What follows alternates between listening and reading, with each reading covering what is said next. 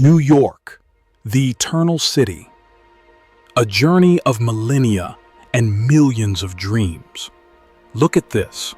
The incessant roar, the electric pulse, the iconic silhouette that slices through the sky. New York, it's more than just a city. It's a universe condensed, a stage where dramas unfold and dreams take flight. A global capital, yes, but also a kaleidoscope of neighborhoods, cultures, and millions of interwoven, clashing stories. From the hallowed halls of Wall Street, which pulls the strings of the planet, to the humble bodegas where communities are forged. From the dazzling theaters of Broadway, captivating the world, to the shadowy back alleys that whisper forgotten secrets. It's a walking contradiction, an urban miracle. But how on earth did it become this way? How did this patch of land, this rocky, marshy island, transform into the most vibrant and recognizable metropolis on the planet? The answer isn't simple. It's not a straight line, but a complex tapestry, woven with threads of ambition, suffering, innovation, and an unwavering resilience that defies all logic. Forget what you think you know. Prepare your favorite beverage. Get comfortable, because today we're going to unearth every layer of the Big Apple. We'll trace its deepest roots, feel the mud and wind of its beginnings, live through the battles, the booms, and the devastating busts. Get ready for a journey through millennia, through millions of lives, and the astonishing metamorphosis from what was once a mere forest to the colossal concrete jungle we know today. This isn't just history. It's the epic saga of the city that never sleeps and that never, ever ceases to amaze. Fasten your seatbelts, because the adventure begins now. Part 1. The deepest roots. From Mannahatta to New Amsterdam. Chapter 1. The Lenape homeland, the original Eden.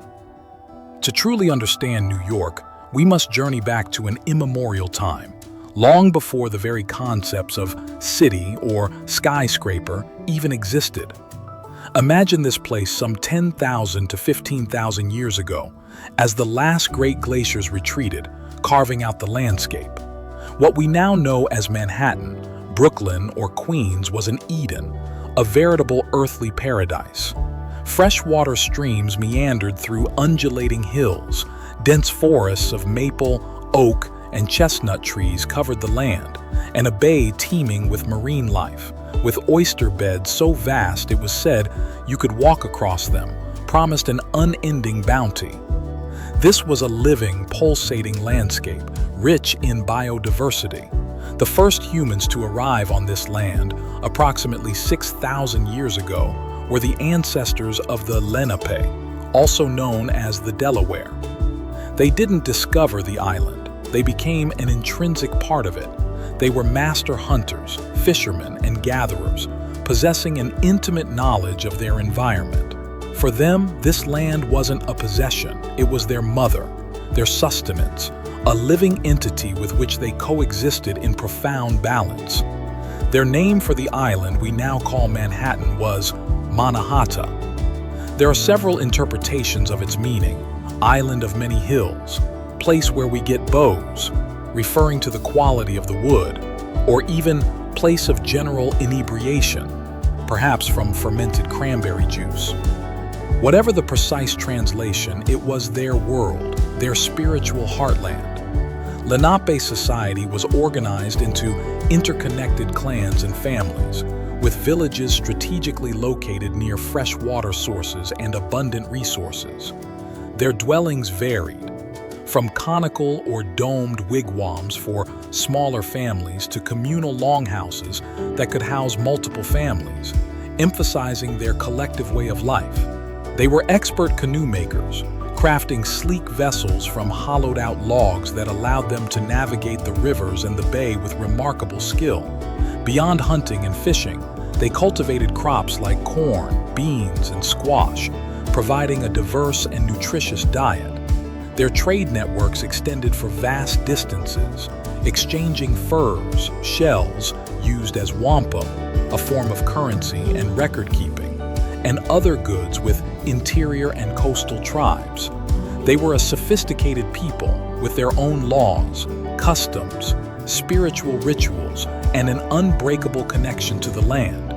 Life was cyclical, marked by the seasons, the salmon runs, the deer hunts, the berry harvests, and the planting of crops. And so, in this land of abundance, they lived in relative isolation, unaware that their ancient world was about to collide with forces from a distant continent, unleashing an irreversible transformation. Chapter 2. The First Europeans. A Seed of Ambition. The isolation of the Lenape would abruptly end in the 16th century.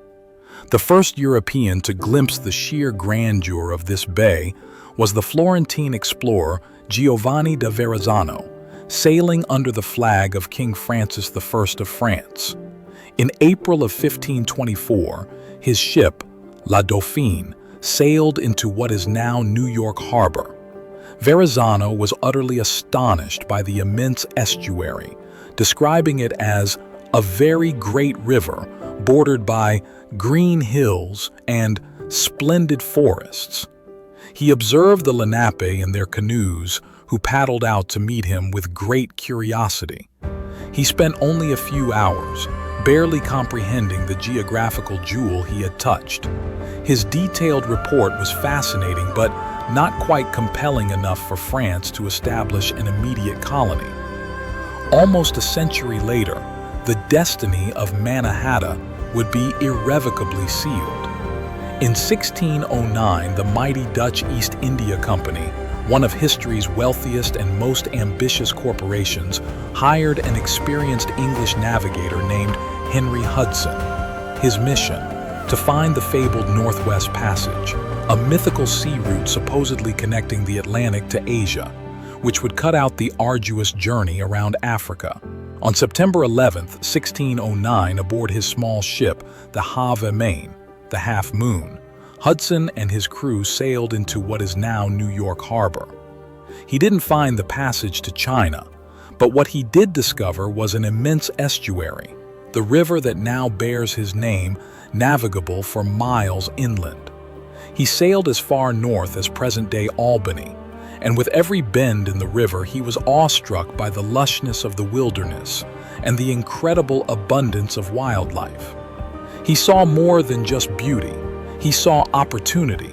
The region was teeming with animals whose furs were highly prized, especially the beaver, whose pelt was coveted in Europe for the manufacture of felt hats, a symbol of status and wealth. This discovery, though not the route to Asia, promised enormous profits.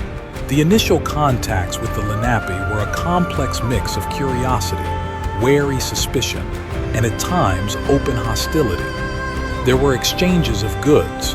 The Europeans offered glass beads, metal tools, and textiles in return for furs. The Lenape, for their part, were fascinated by European objects, but they fundamentally misunderstood the insatiable commercial appetite driving the newcomers. The Dutch, unlike the Spanish or even the English, were primarily traders. They didn't initially come to conquer vast territories or convert souls. Their primary goal was to establish lucrative trading networks. This encounter, seemingly innocuous at first, marked the precise moment the seed of the Dutch commercial empire in America was planted in the verdant bay of Mannahatta.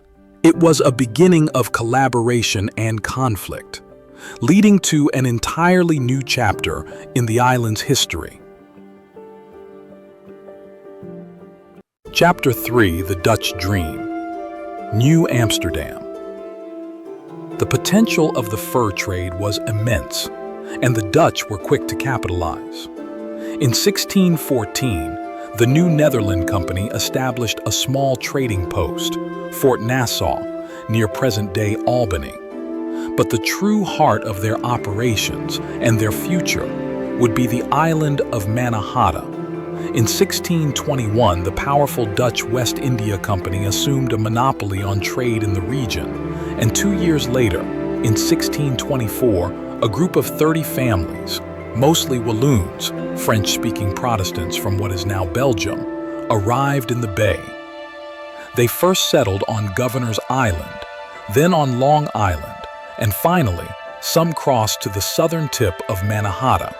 It was in 1626 that the most famous and perhaps most contentious act in the city's early history occurred, the purchase of Manhattan. The company's director general, Peter Minuit, negotiated with a faction of the Lenape, likely the Canarsie tribe, who resided primarily in what is now Brooklyn and may not have had universal claim to Manhattan itself, for the acquisition of the island for 60 Dutch guilders.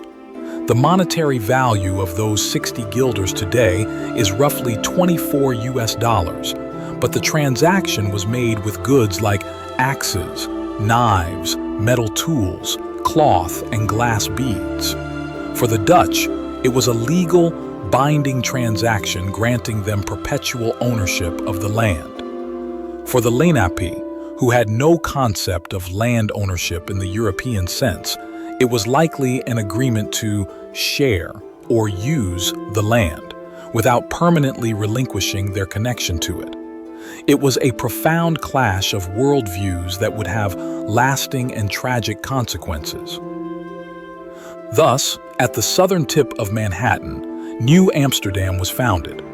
At first, it was a crude, rustic settlement with a wooden fort for Amsterdam, simple houses, and small farms.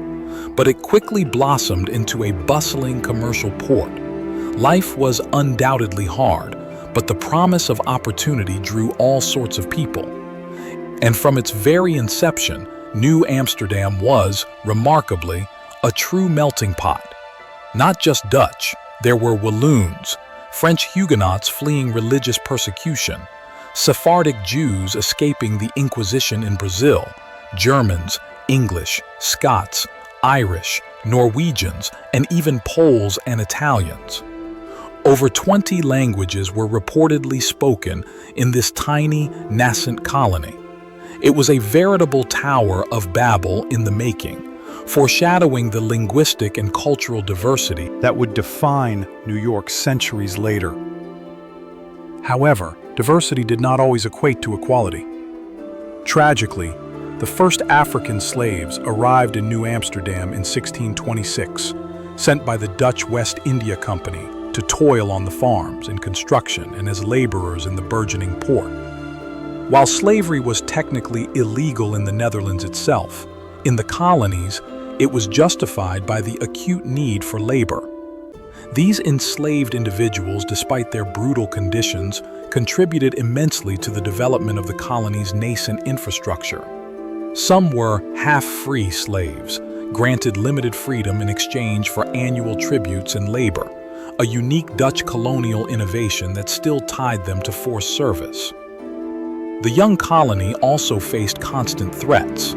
To protect itself from potential attacks from Native American tribes, who grew increasingly wary of Dutch expansion and encroachment on their ancestral lands, and the rising menace of English colonists to the north and south, a formidable palisade of timber and earth was erected in 1653 along the northern boundary of the settlement. Does that ring a bell? That palisade, that wall, would eventually become the world-famous Wall Street. From its very origins, the city's destiny was intrinsically linked to its role as a fortified commercial hub, a place where trade and defense were intertwined. Chapter 4: Peter Stuyvesant's Iron Rule and the English Takeover. This in early New Amsterdam was chaotic, often lawless. The Dutch West India Company, primarily driven by profit, had initially paid little attention to civic order. This began to change, at least in part, with the arrival of Peter Stuyvesant in 1647 as the new Director General. Stuyvesant was a formidable figure, a seasoned veteran who had lost a leg in battle, replaced by a wooden prosthetic, hence his famous peg leg. His mission was clear: restore authority, improve the colony's precarious finances, and impose moral order on what he saw as a dissolute populace. Stuyvesant swiftly implemented a series of sweeping reforms. He oversaw the construction of the first proper public dock on the East River, ordered the paving of streets, established a rudimentary postal system, founded the colony's first public school, and attempted to curb excessive alcohol consumption, which was a pervasive problem. Under his iron fist, the colony undeniably prospered economically. However, his authoritarianism and a profound lack of respect for civil liberties, especially the religious tolerance that was common in the Netherlands but absent in his strict Calvinist rule, made him deeply unpopular with many colonists, particularly non-Dutch or non-Calvinist settlers. He frequently clashed with citizens over his heavy-handed taxes and dictatorial methods. He also had to contend with continuous tensions with Native American tribes, including the devastating Kief's War that preceded his arrival, leaving a deep scar on Dutch-Native relations, and later, the Peachtree War, sparked by a single act of violence. While New Amsterdam grew and prospered under Stuyvesant's firm hand, its strategic geographical position became increasingly enviable to the burgeoning English colonies surrounding it. The nascent English colonies of New England to the north and Virginia and Maryland to the south were effectively cut off by this wedge of Dutch territory. King Charles II of England considered this enclave unacceptable. In 1664, without a formal declaration of war, he simply decided to seize the territory. In August 1664, an English fleet of 4 warships, commanded by Colonel Richard Nichols, appeared in New Amsterdam's harbor. The demand was unequivocal: surrender.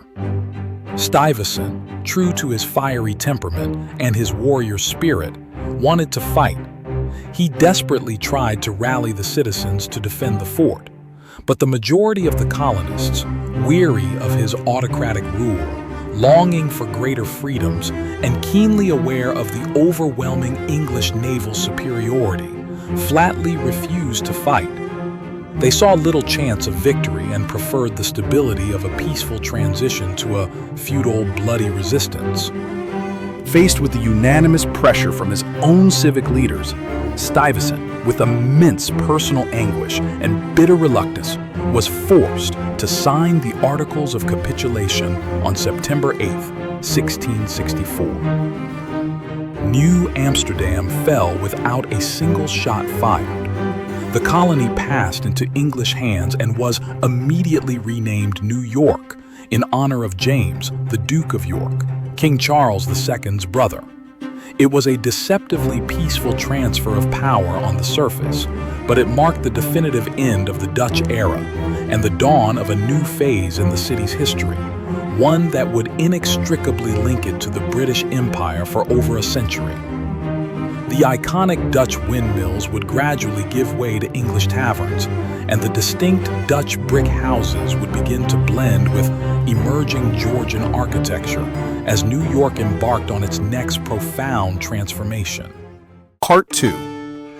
Forging a Nation, from British Dominion to Independence. Chapter 5. Under the British Crown. Commerce and Slavery's Shadow. With the British flag now flying proudly over Fort George, the former Fort Amsterdam, the city of New York embarked on a new era.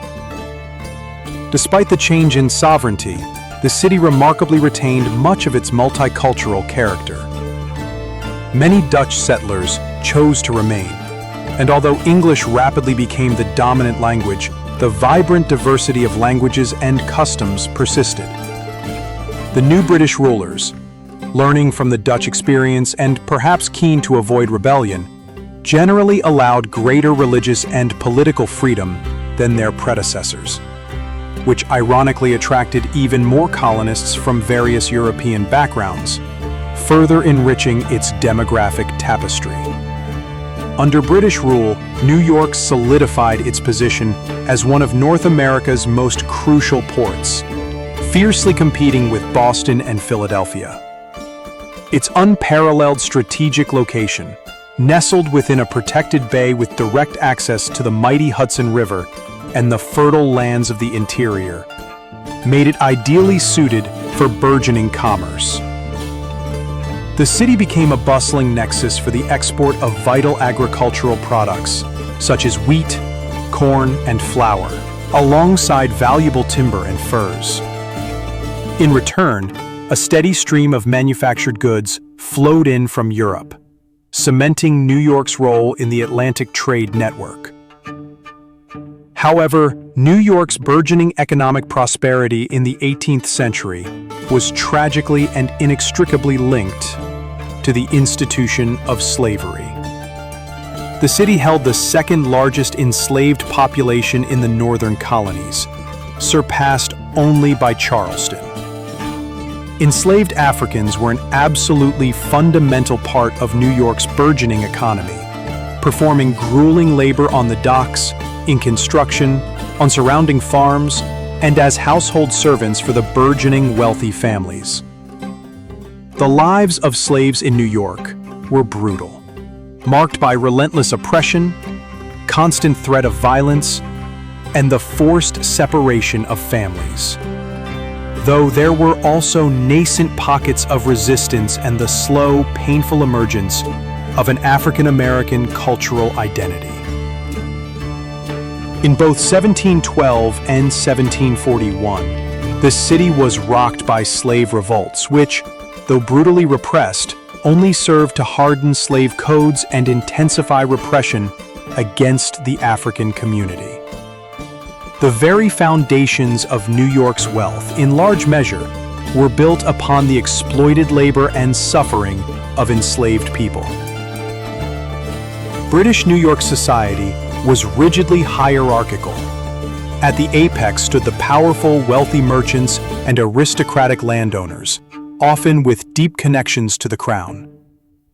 Beneath them, a growing middle class of shopkeepers, Skilled artisans, and professionals carved out their livelihoods.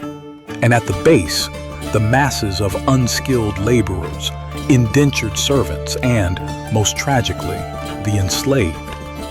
Despite these stark social divisions, the city was a hive of activity.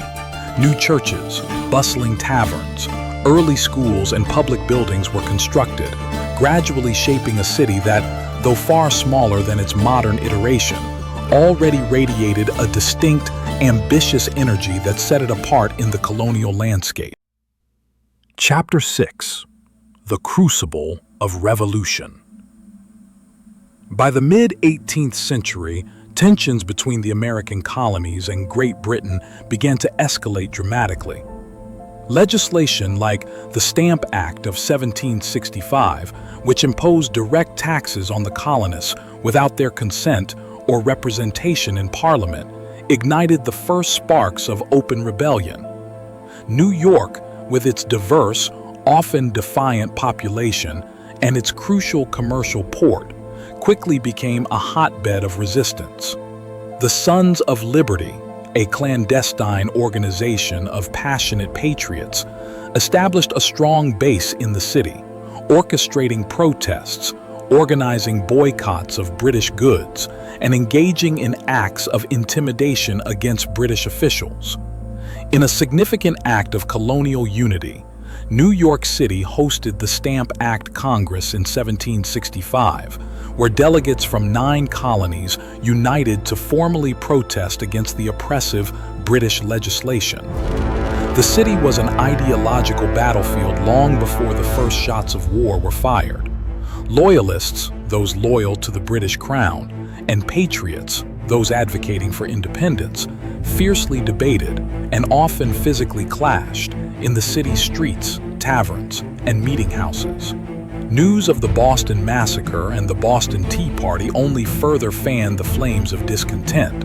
When the first shots of the Revolutionary War finally rang out at Lexington and Concord in April 1775, New York found itself deeply divided, but the scales gradually tipped towards the cause of independence.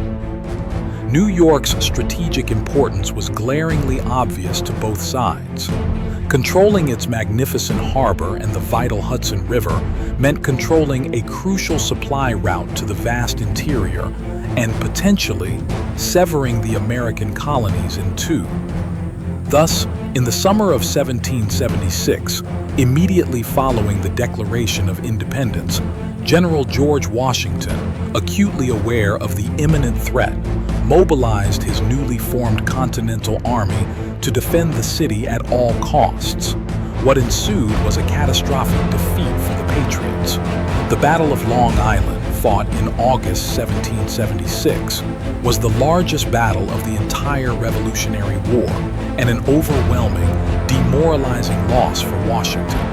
The British Army, vastly superior in numbers, training, and equipment, under the command of General William Howe, outmaneuvered and decisively defeated the American forces.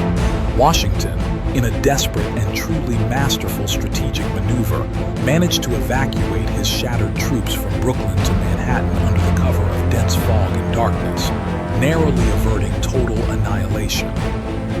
However, the city of New York itself inevitably fell to British forces. The British occupation of New York City would last for nearly the entire duration of the war, from September 1776 until November 1783, 7 long, arduous years. The city became the principal headquarters and crucial naval base for the British in North America. Life under occupation was exceptionally brutal for the civilian population. 2 devastating fires in 1776 and 1778 ravaged large sections of the city, particularly areas with densely packed wooden houses, leaving thousands homeless and destitute. Living conditions were appalling, with rampant food shortages, rampant disease, and constant repression. The British infamously used old ships moored in the harbor as horrific prison ships, where thousands of captured American patriots perished from starvation, disease, and brutal mistreatment. Indeed, more Americans died on these floating hells than in all the Revolutionary War battles combined, a stark and forgotten tragedy of the conflict. Despite the oppression, the spirit of resistance persisted. The city became a haven for loyalists fleeing persecution in other colonies, but it was also a clandestine hub of espionage and covert resistance for the Patriots. Finally, following the decisive American victory at Yorktown and the signing of the Treaty of Paris, the last British troops mournfully evacuated the city on November 25, 1783, a date famously celebrated as Evacuation Day. General George Washington made a triumphant symbolic entry into the city, heralded by throngs of jubilant New Yorkers. The newly unfurled American flag, with its stars and stripes, proudly waved over Fort George, and the city, devastated but finally free, began to breathe the air of independence. For a brief yet profoundly significant period, New York even served as the first capital of the United States, and in its federal hall, George Washington took the oath of office as the nation's very first president in 1789. The city that had been a symbol of British oppression was now poised to become the vibrant, ambitious beacon of a nascent nation. Part 3. The Century of Ascendance. Immigration, Innovation, and Chaos. Chapter 7.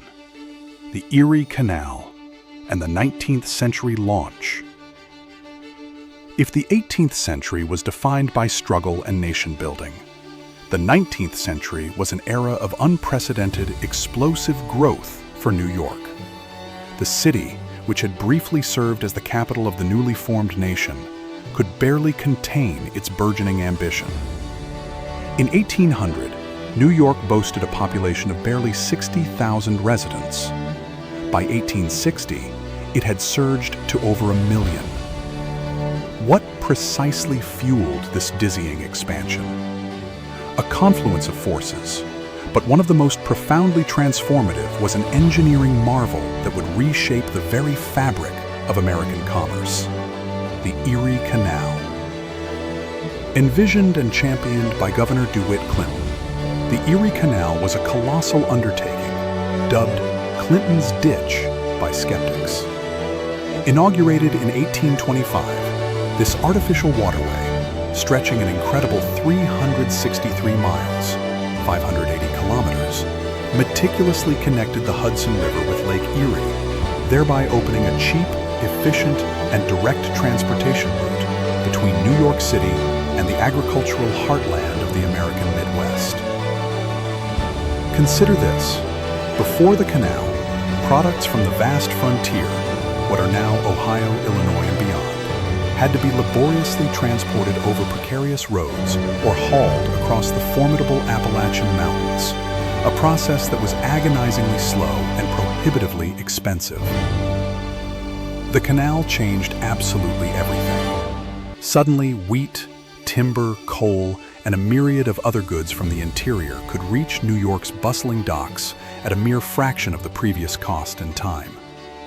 In return, manufactured goods from New York could flow seamlessly westward, reaching eager new markets.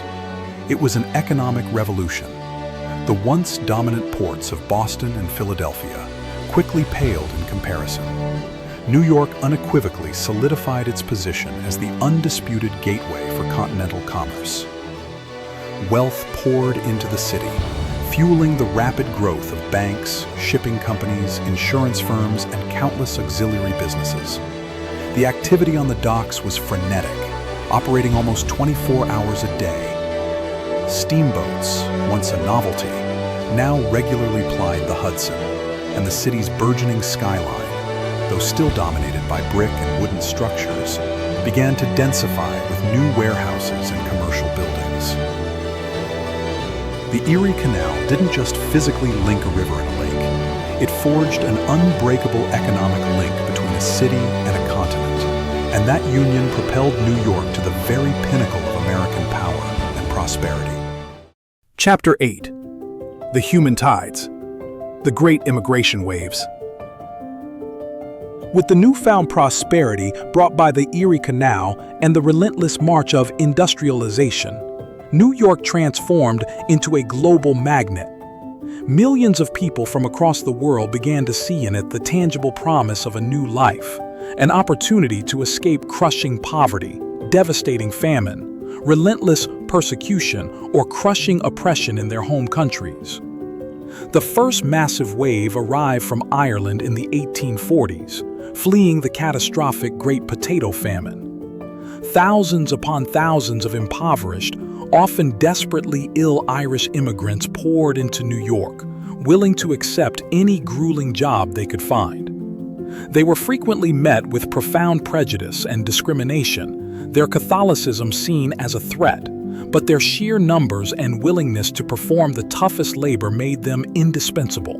They literally built much of the city's burgeoning infrastructure, from the expanded docks and new roads to the burgeoning railroad lines.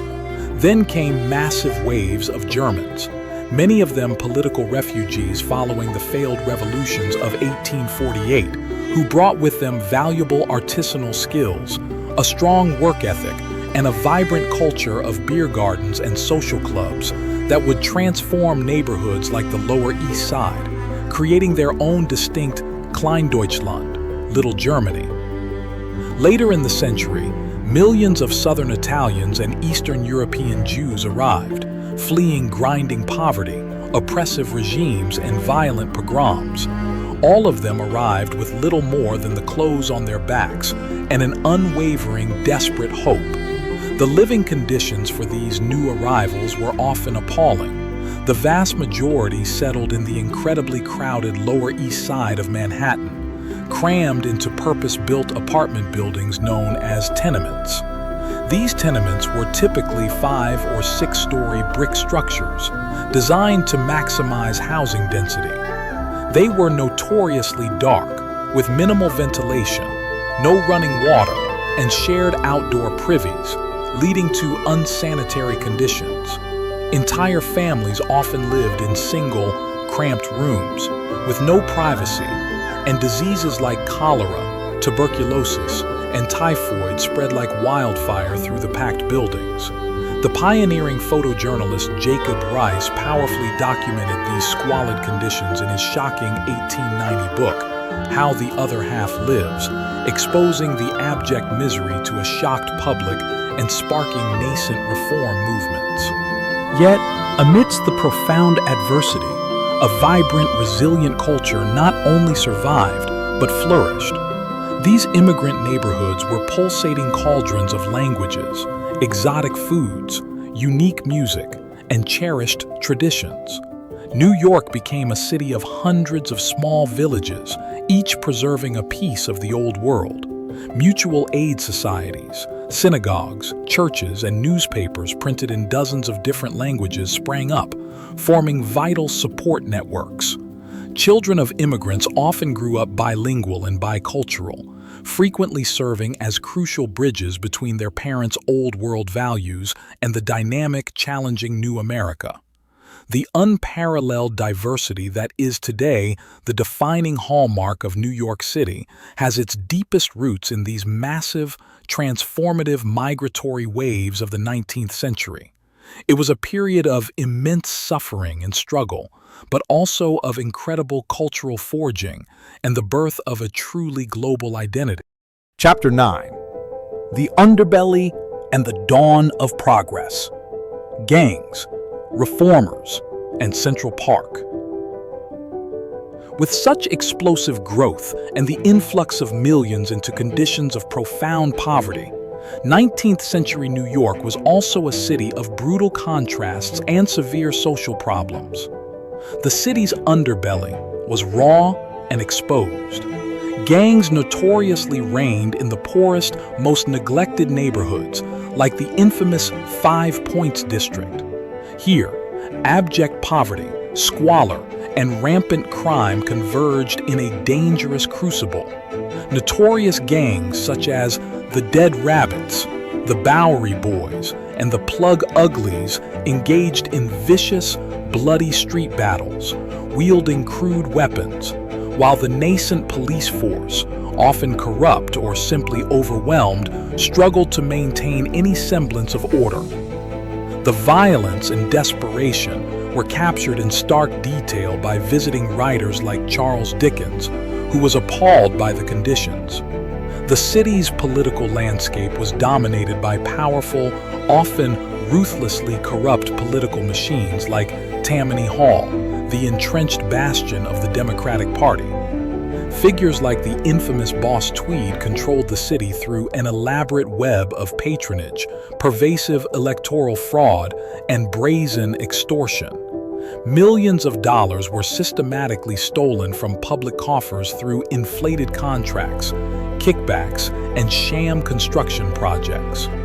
Tweed's reign, particularly through the Tweed Ring, was a notorious example of Gilded Age corruption, exemplified by the extravagant overcharging for the construction of the New York County Courthouse, which cost millions more than it should have. While the corruption was rampant and undeniable, Tammany Hall also ironically provided crucial, though self-serving, social services to the waves of new immigrants, offering food, rudimentary jobs, and sometimes even shelter in exchange for their unwavering loyalty and votes, making the machine incredibly powerful and, for many, seemingly untouchable.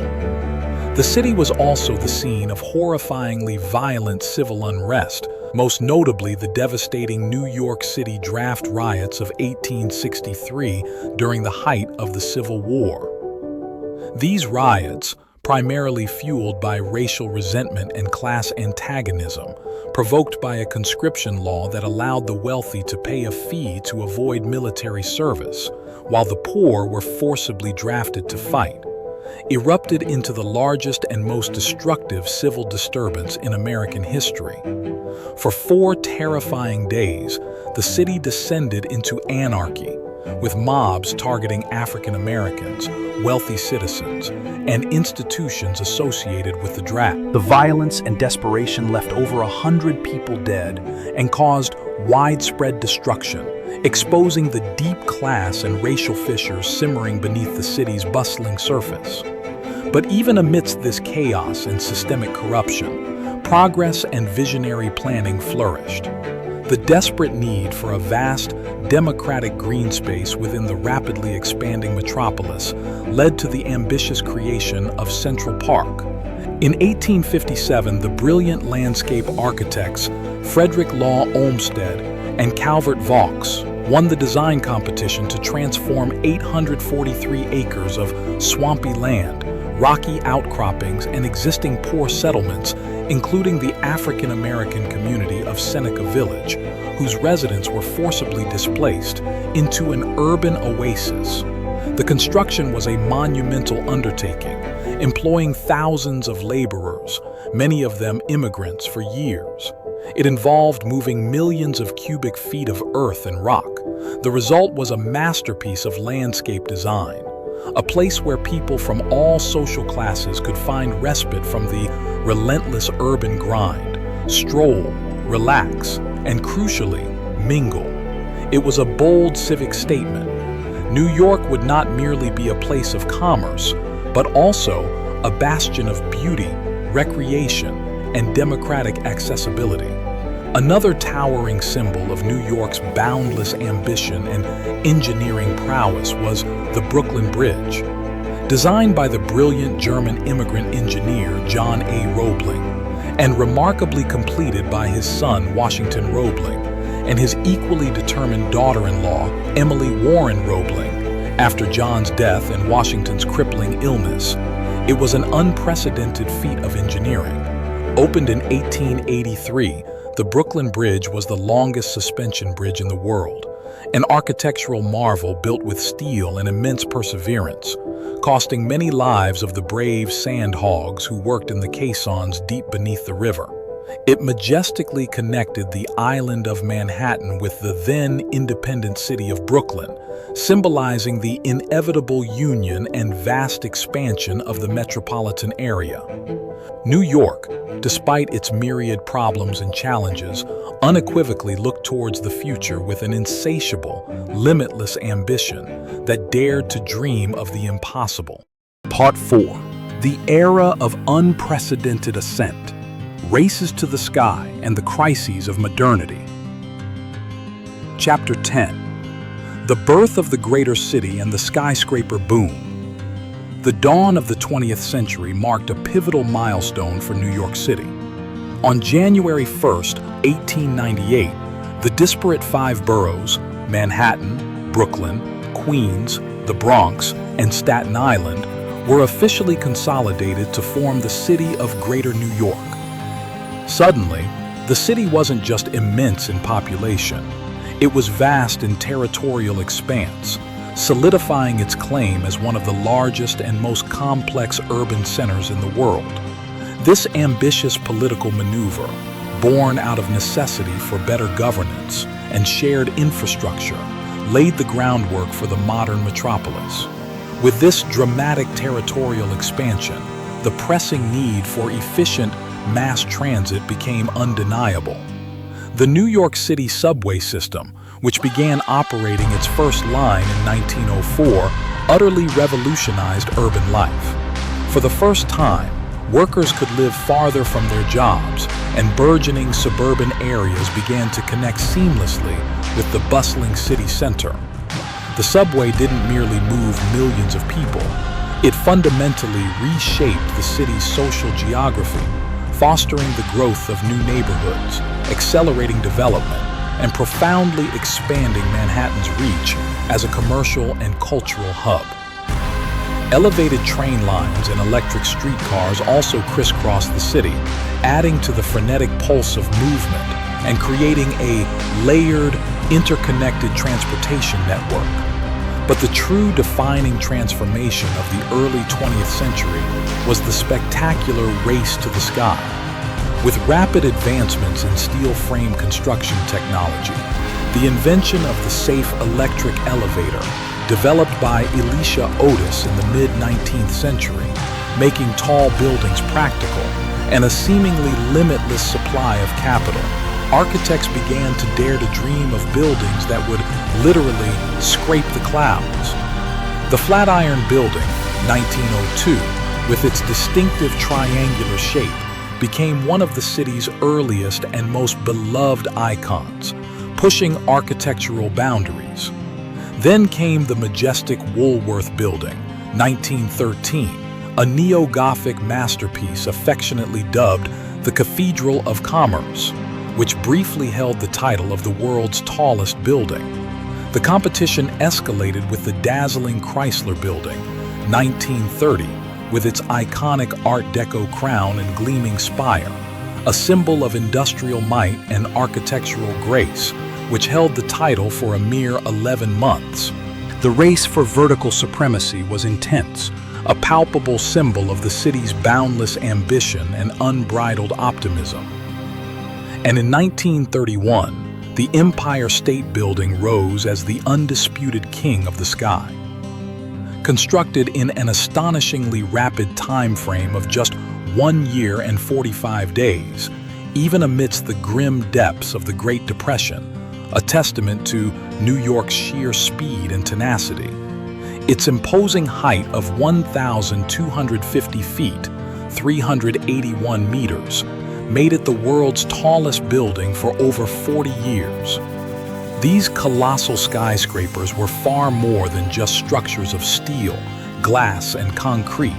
They were powerful declarations of economic might, of human ingenuity, and of the defiant audacity that had come to define New York. The city's skyline itself evolved into a constantly changing, awe-inspiring work of art, a testament to its relentless pursuit of greatness. Chapter 11. The Roaring Twenties and the Harlem Renaissance. The 1920s, famously known as the Roaring Twenties, unleashed an explosion of boundless energy, rampant optimism, and a healthy dose of unbridled recklessness upon New York. Emerging from the devastation of World War I, the United States entered an era of unprecedented economic prosperity, and New York stood as the undeniable epicenter of this national euphoria. Consumer culture flourished, manufacturing boomed, and credit flowed freely.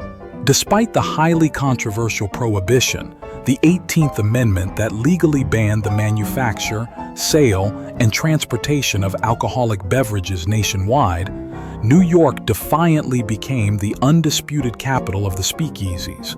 These illicit, secretive bars, often hidden behind false fronts or accessible only by password, proliferated throughout the city, where homemade gin flowed freely and the intoxicating rhythms of jazz, the new, rebellious sound of the era, resonated from every corner. Flappers, with their daringly short dresses, bobbed hair, and defiant, liberated attitudes, embodied the newfound freedom of women and the uninhibited spirit of the age. Wall Street, meanwhile, experienced a dizzying, speculative boom, with ordinary people and seasoned investors alike pouring their money recklessly into a stock market that seemed to defy gravity. Glamour, excess, and a pervasive sense of invincibility were the dominant currency of the decade. The city felt utterly unstoppable, a glittering beacon of modernity, innovation, and unadulterated fun.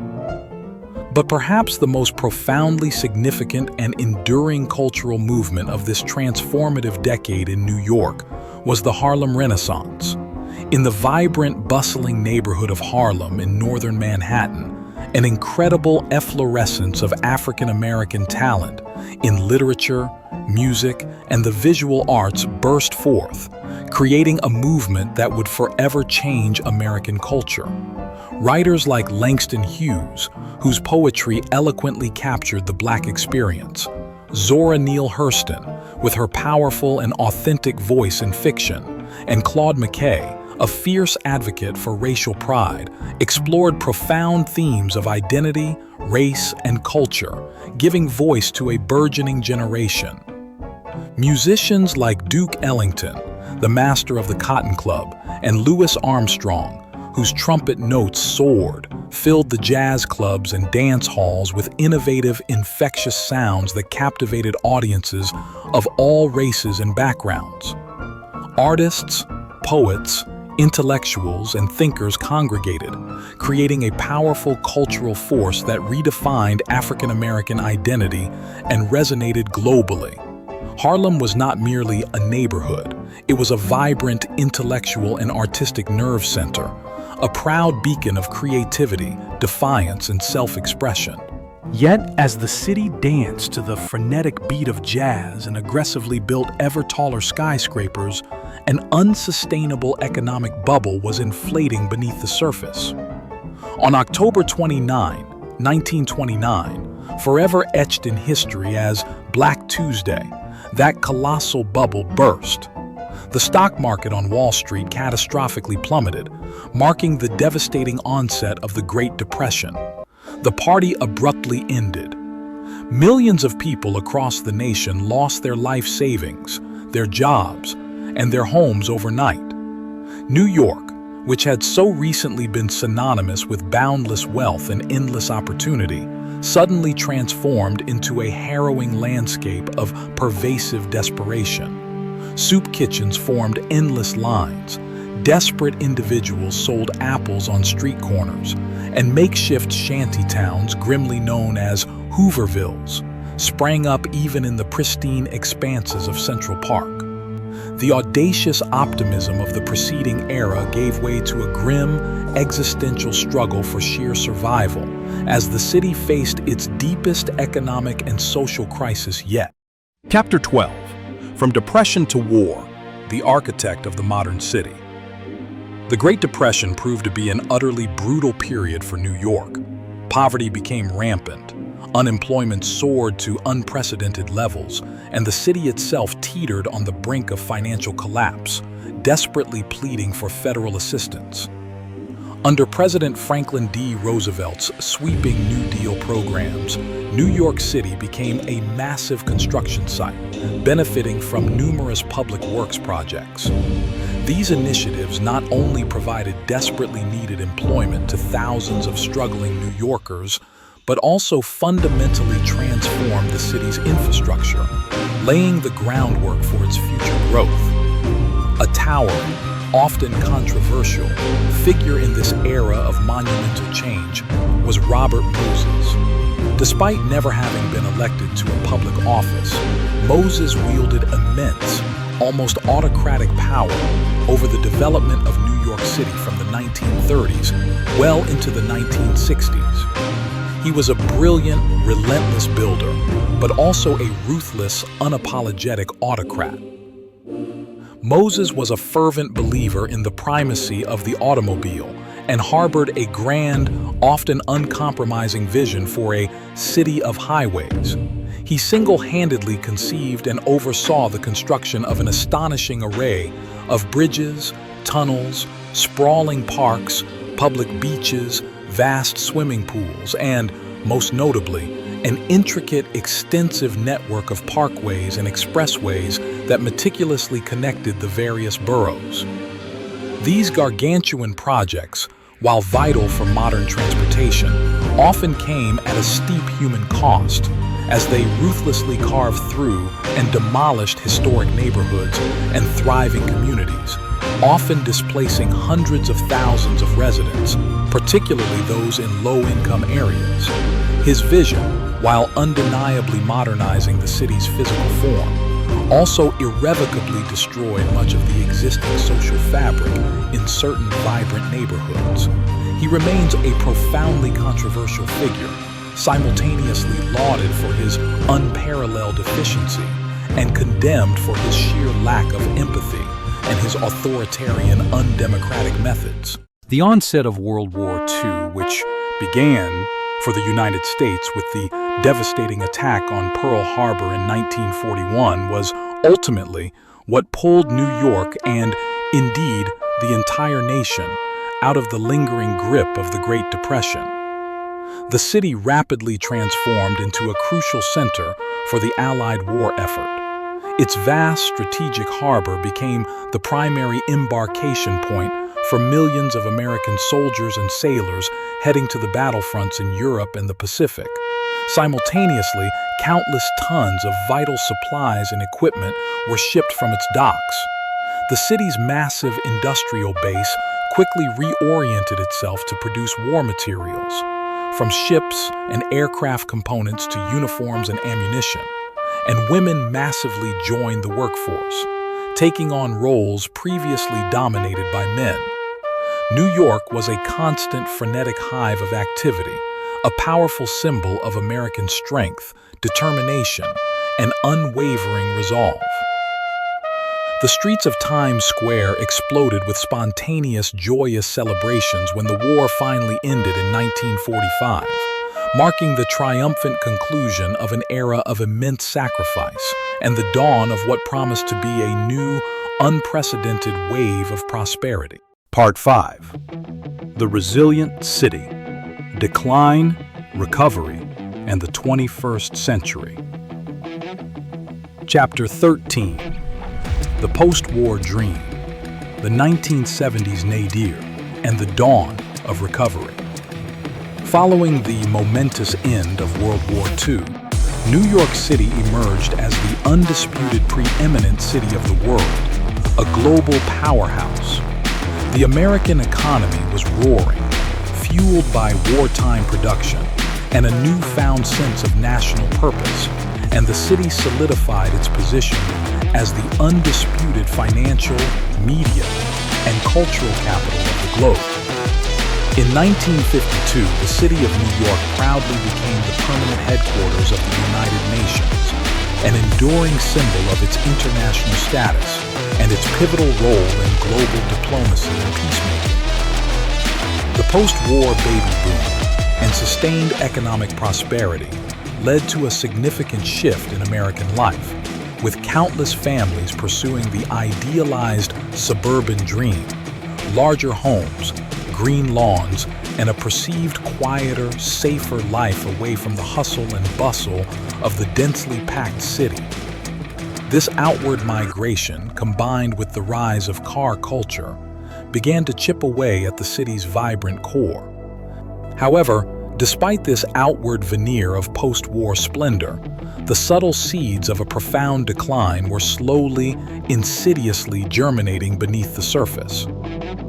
Throughout the 1960s and more acutely into the grim 1970s, New York plunged into one of its darkest and most challenging periods.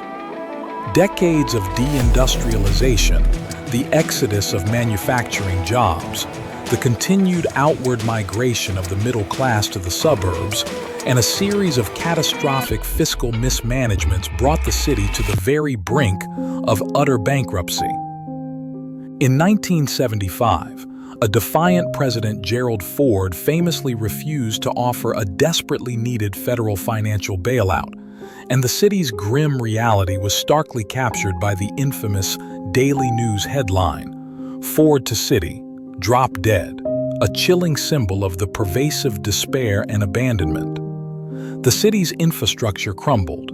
Streets were perpetually overflowing with uncollected garbage, public services verged on collapse, and violent crime skyrocketed to terrifying, unprecedented levels. The once glorious subway system, a vital artery of the city, became a canvas for pervasive, unruly graffiti and a terrifying, unsafe, and unsanitary place for commuters. The widespread New York City blackout of 1977 plunged the metropolis into utter darkness and chaos, igniting widespread looting, arson, and a frightening breakdown of civil order that further solidified the city's reputation for urban decay. But New York, like a persistent phoenix, always finds a way to rise from its ashes. Throughout the 1980s and 1990s, under the dynamic leadership of mayors like Ed Koch and Rudy Giuliani, the city embarked on an extraordinary, hard-won process of recovery and transformation. Aggressive, broken windows policing policies were implemented, drastically reducing crime rates. Massive efforts were undertaken to clean up the graffiti-covered subway system and revitalize neglected parks. and significant private investment was actively encouraged. Wall Street experienced a new, powerful boom. The nascent technology sector began to emerge, later to be dubbed Silicon Alley, and the city majestically reclaimed its cultural luster with the revitalization of once gritty neighborhoods like Soho and the East Village. Times Square, once a notorious den of crime and urban decay, was dramatically transformed into the dazzling, safe, and family-friendly tourist magnet we recognize today. People began to believe in New York again, and the city once more showcased its astonishing capacity for profound reinvention, proving that its spirit was indeed unyielding. Chapter 14. The 21st Century, the toughest test and the unceasing future. The New York that ushered in the 21st century was a city transformed, stronger, cleaner, more vibrant, and brimming with newfound confidence.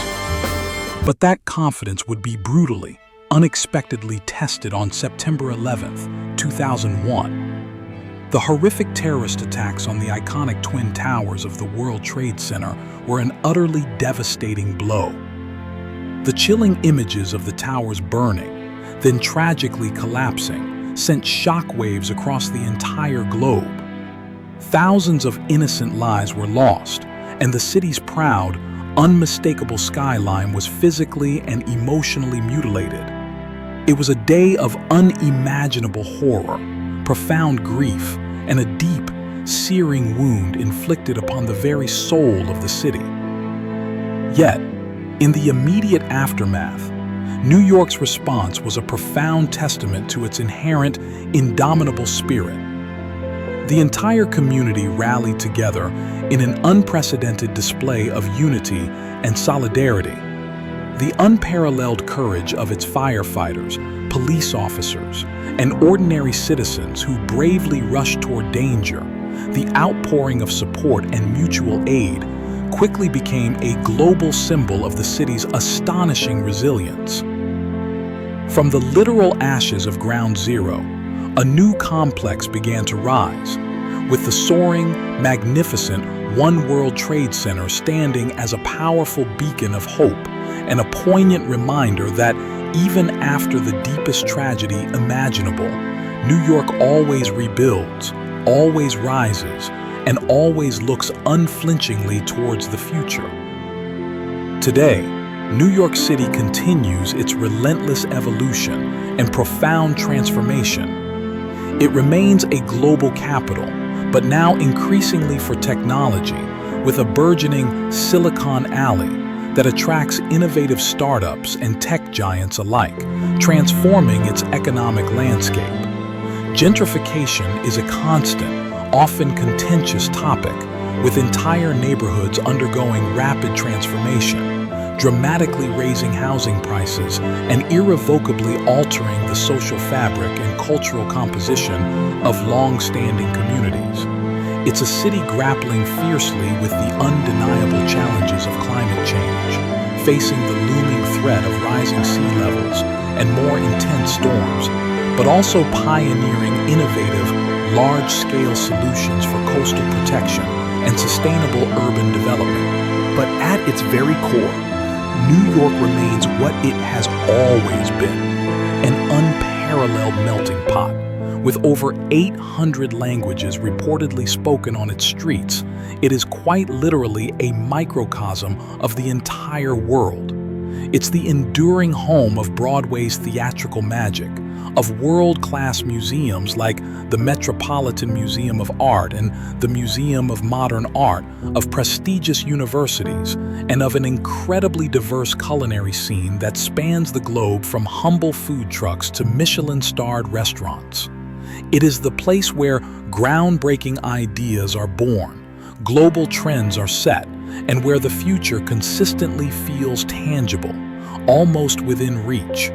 It's the place where, if you can dare to dream it, you can genuinely attempt to achieve it. Time and again, the relentless history of New York teaches us that it is a city that simply refuses to be defeated, that always finds a way to rise, to reinvent itself, and to forever astonish the world. Conclusion. The Future of the Big Apple, a continuous narrative. Chapter 15, The City of Unfinished Promise. From a pristine, untouched natural paradise, the cherished homeland of the Lenape people, to the unimaginable concrete and steel jungle we know today, the sprawling, intricate history of New York is an unceasing narrative of profound, relentless transformation. It is the compelling chronicle of how ambition, unyielding resilience, and the relentless intermingling of countless cultures can collectively sculpt an urban phenomenon truly unlike any other on Earth. We have journeyed across millennia from the vast ancient forests of Mannahatta, where the Lenape lived in harmonious balance with their natural world, to the arrival of intrepid European explorers who immediately recognized in its magnificent bay an almost limitless commercial potential.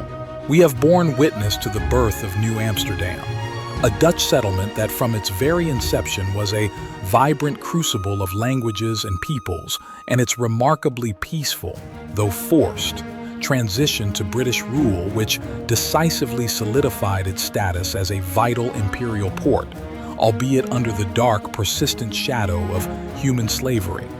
We have experienced the fiery fervor of the American Revolution, when New York, once a crucial British stronghold, defiantly emerged as a free, albeit devastated, American city. We saw how the groundbreaking Erie Canal singularly catapulted it to economic greatness in the 19th century, drawing millions of desperate but hopeful immigrants from every corner of the globe.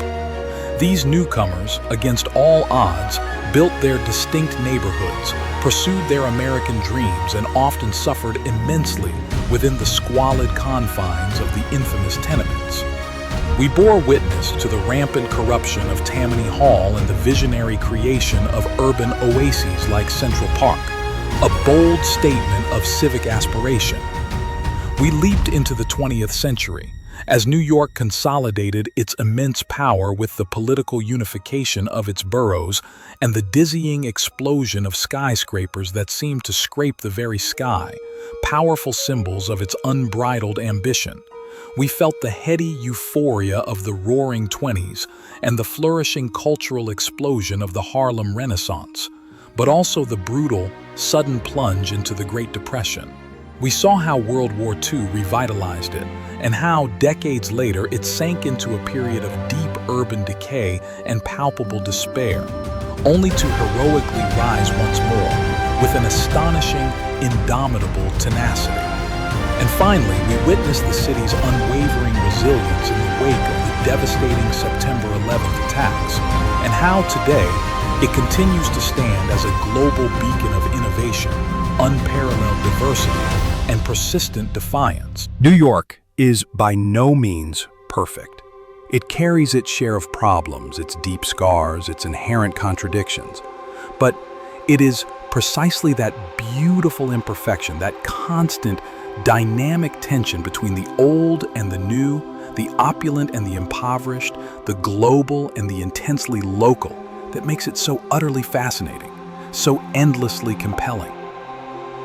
It is a city that perpetually reinvents itself, a living, breathing tapestry woven from countless personal stories that, together, form a truly epic, ongoing narrative.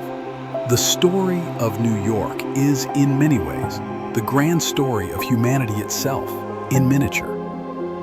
A sprawling saga of ambition, relentless migration, arduous struggle, profound resilience, and the relentless, unwavering pursuit of a better, brighter future. It is the city that never sleeps, not merely because of its dazzling lights or its frenetic pace, but because its dreams, its struggles, and its history are in perpetual, vibrant motion, always writing its next unforgettable chapter. And you, after embarking on this extensive journey, what did you find most surprising about the history of New York? Or what do you believe is the single most essential quality that makes this city so uniquely special? Share your reflections and insights in the comments section below. And if this epic journey through time has captivated you as much as it has me, please don't forget to give this video a powerful like, and most importantly, subscribe to our channel to continue exploring the most fascinating, untold stories of our world. Thank you for joining us on this incredible adventure, and until the next epic tale,